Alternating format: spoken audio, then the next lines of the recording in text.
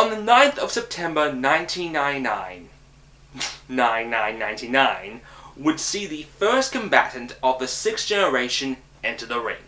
Armed with 128 bits and a built-in modem to boot, would see Sega wow crowds with their brand new console, the Dreamcast. After the failure that was the Saturn, Sega desperately needed a pick-me-up or face annihilation from its competitors in Sony, Microsoft, and Nintendo. And with that, Sega threw everything, including their AM2's veteran developer Yu Suzuki's magnum opus. And it all fell apart after 18 months. What the f*** happened?!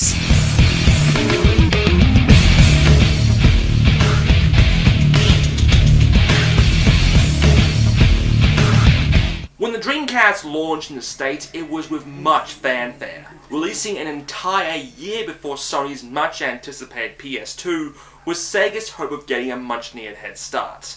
Launch titles like Sonic Adventure, Crazy Taxi, and the original Marvel vs. Capcom would see them selling over 500,000 in 2 days. But everyone's attention was focused on what was to come from Sega, namely, Yu Suzuki's Project Berkeley. Yu Suzuki had been working at Sega since 1982 and was the head of Sega's AM2 department, which stands for... damn. I'm gonna stick with AM2. And they were responsible for many of Sega's greatest hits. Afterburner, Daytona USA, Virtua Cop, Virtua Fighter, and many more. In some ways, Yu Suzuki was Sega's Miyamoto. Since the Saturn, however, Suzuki was working on something major, Project Berkeley, which we would know as Shenmue. Originally, Shenmue was planned to be a spin-off of Virtua Fighter starring Akira, as well as being planned as the killer app for the Sega Saturn, as seen by this video. While bastard to develop for, Yu was proud of what he was able to accomplish with the restrictions, but with Sega dropping the Saturn for the Dreamcast, Yu saw it as a way to truly bring his dream to life. Yu was promising a vast open world where almost everything was interactive. He coined the term Feri, Full Reactive Eyes Entertainment, based on the freedom the player had. Everything was set. Sega was betting millions on this game. $50 million in fact. Would Shenmue save the Dreamcast? Well, let's find out. And yes, this is the complete collector's edition, with the passports and soundtrack. Be jealous. We begin the game with our hero, Ryu Hayazuka, who finds his family's dojo in shambles, and his father Iowal confronted by mobster Lan Di about the whereabouts of a mirror. Refusing to answer, Iowal was killed in front of Ryu by a crippling blow, and Ryu swears revenge. Using the D-pad to control Ryu, he sets out to find the truth about this mirror, his father, and Lan Di's whereabouts. Set in 1980s Japan, your surroundings are made to fit the time period, with a few exceptions.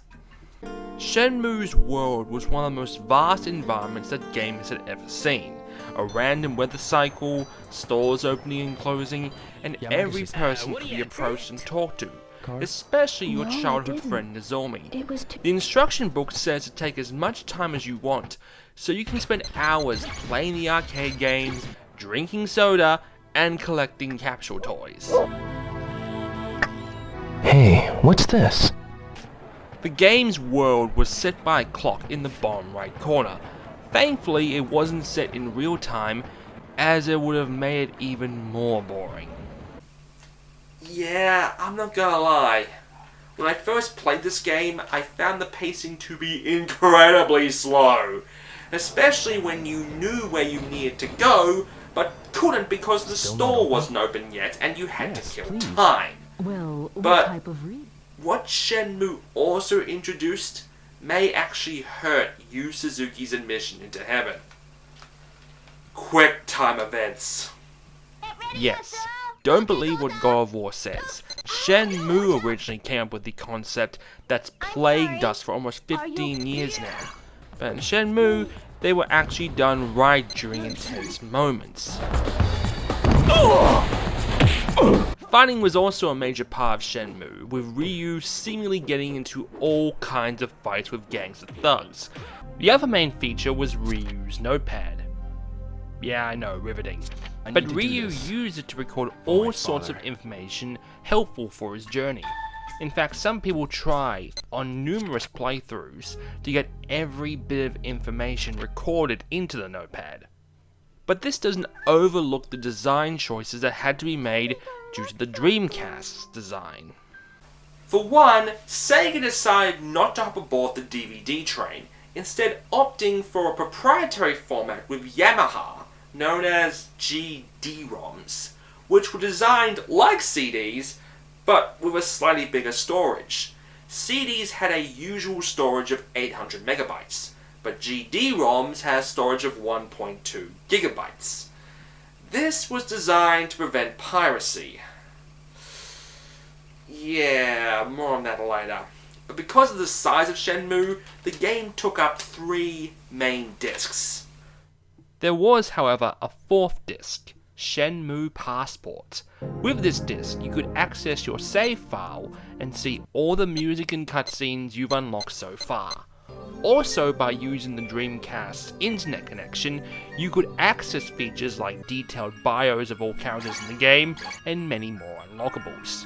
What you see here is footage taken from YouTube, as the online service has been discontinued when SegaNet and the Europe equivalent Dream Arena was shut down about 10 years ago.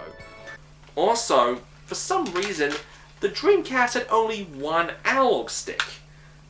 That would be fine if Shenmue actually used it most of the time. Instead, controlling Ryu required the D-pad, which made it feel stiff in places.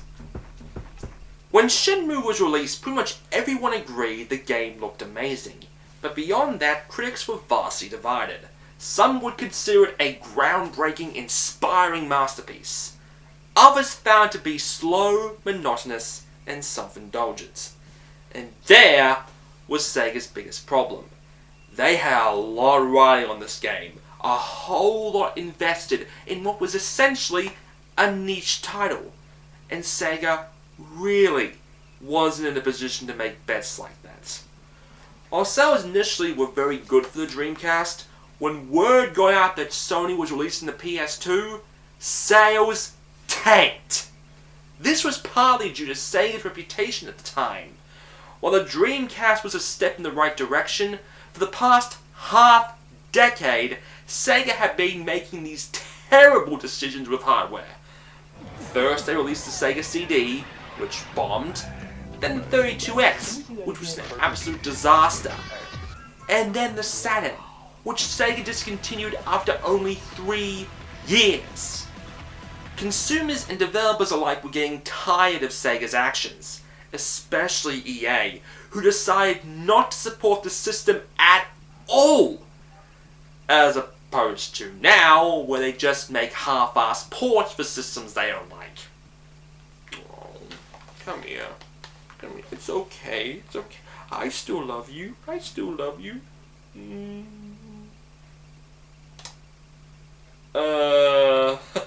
But EA's exodus did introduce us to Sega sport titles like NBA, NFL, and NHL 2K, which would eventually be sold to Take-Two Interactive. Sega was trying everything to keep in the game, but the Sony hype train was too big and too loud. And what's this? Nintendo's bringing out its brand new system with Smash Bros. As a launch title? And oh no, turns out Microsoft are bringing out their own system, and it's twice as powerful as the Dreamcast. Oh god. Sega was desperate.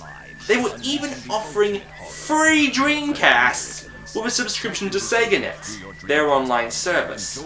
But there were no takers, and by 2001, Sega knew they weren't going to make it. The PS2 had blown them out of the water, and after only 18 months in the market, the Dreamcast ceased production. And in the end of that generation, had only sold about 10 million units. It's a real shame though, because this machine was really ahead of its time. The Dreamcast was designed from the ground up to be upgradable. Firstly, the modem adapter, which could be removed and replaced with a broadband adapter. And I can bet if the console survived, we would have gotten a Wi-Fi one eventually. Also, the video output, which was customizable. Sega did release a VGA box that was attached to the AV outputs, and there was talk of high definition later on for HD TVs. There was also a promise of a DVD player and an iMega zip drive when the time came. But sadly, these devices never came to be, and the Dreamcast is remembered as that little console that almost could. Unfortunately, piracy also played a big part in the Dreamcast's downfall. Alongside the GD-ROM, the Dreamcast also supported another Sega format, MIL-CD, which supported multimedia formats on compact discs. Hackers were able to crack it, and now you can just burn Dreamcast ISOs onto a disc and play them. No mod chip necessary. But it wasn't all bad news. Some indie developers are still making games for the system, like Red Spot Games. As well as that, Capcom back in the day supported it with a deluge of great fighting games that played even better than the arcade, with people still playing the Dreamcast version at tournaments.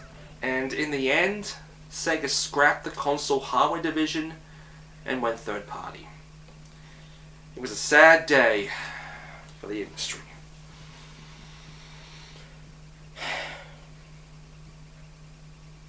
But 6 months after the discontinuation, Shenmue 2 was released on the Dreamcast in Japan and Europe. See, while US fans were initially promised Shenmue 2 would be the swan song for the Dreamcast, Microsoft swooped in and signed an exclusivity deal to bring Shenmue 2 to the original Xbox in North America. Now, copies of Shenmue 2 for the Dreamcast are extremely expensive, going up to about $120 on eBay. So I opted for the Xbox version, which got released in Europe and Australia later on. When it comes down to it, Shenmue 2 plays essentially like the original, only with a few changes. Ryu is now in Hong Kong, continuing his search for Lan Di, and on the way meets new characters like the motorcycle riding Joy, who, let's face it, would be a much better love interest than Nozomi. You can also now control Ryu with the analog stick. While the world is much bigger than the original with a larger emphasis on money, especially at the beginning after you are mugged, the game still feels the same with QTEs and asking around town for answers. There isn't much more to say besides that, as I don't want to spoil the story. Speaking of story, the original Shenmue was just chapter 1 of Yu Suzuki's story. How many chapters did you have planned? 16! And Shenmue 2 only covered 3 more of them. And Shenmue 3 hasn't been seen from in almost 15 years. And in the past 15 years, rumors have been flooding surrounding not just Shenmue 3, but the Dreamcast 2. In 2007, Sega filed patents with the Dreamcast name that weren't related to the original console. Fans were convinced that Sega would announce something on 9/9/2009, the 10-year anniversary of the Dreamcast in the US. But nothing happened, and still nothing has happened by 2013. And my personal opinion, won't happen anytime soon. Just think. If Sega had held off from releasing the Dreamcast, things may have been a lot different. As I said originally, Shenmue was originally planned for the Saturn, and what you see here is the only known footage of the game. and for its time it looked very impressive. Had Shenmue 1 been released on the Saturn, it may have brought more interest to the system. But because Sega essentially abandoned the Saturn after 3 years, sales and projects vanished around 1998. And if the Dreamcast had come out just a year or so later, it most likely would have run on DVDs and had broadband, and it would at least have seen GameCube sales. Sadly though, that didn't happen.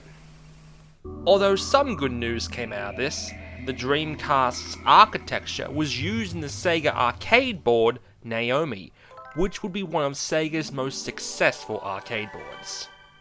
However, Sega saw massive profit losses from 1998 to 2003, due mostly from the Saturn, Dreamcast, and Shenmue. They've only now started to make a profit in the past 10 years. Sega is in no financial shape to make a new console. It also isn't in any financial shape to make a new Shenmue. Yu Suzuki, who has since taken an advisory role at Sega while running his own company YSNet, is still determined to finish the story. But consider this, both Shenmue 1 and 2 cost about $70 million to make, with the original costing almost $50 million alone. Now back in 1999, that was the most expensive game ever made. Now Rockstar gladly just spent almost $260 million on GTA 5 and made it back on pre-orders easily.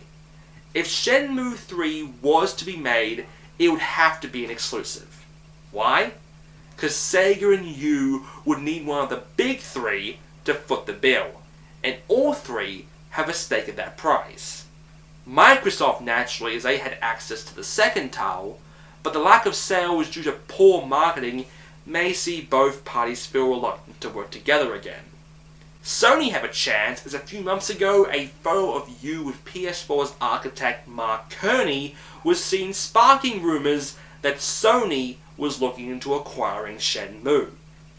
And then of course there is Nintendo, who has been working very closely with their former rival. They have the exclusive Sonic Lost World, Sonic and Mario at Soki, and of course Sonic in Smash Bros. 4. And of course, they are already footing the bill for Sega's Bayonetta 2 with Platinum Games. So if Bayonetta 2 sells well, Nintendo may be feeling generous.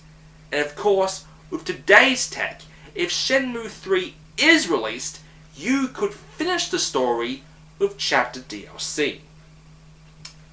Plus, there have been some reports that Yu is considering going to Kickstarter to seek fundraising. Wow, I wonder what that would look like. As of now, there are no plans to release Shenmue 1 or 2 on any digital distribution service, and the two other titles, MMORPG Shenmue Online and mobile game Shenmue City, have either been cancelled or discontinued. And Ryu's only appearance as of late has been in Sonic and Sega All-Stars Racing.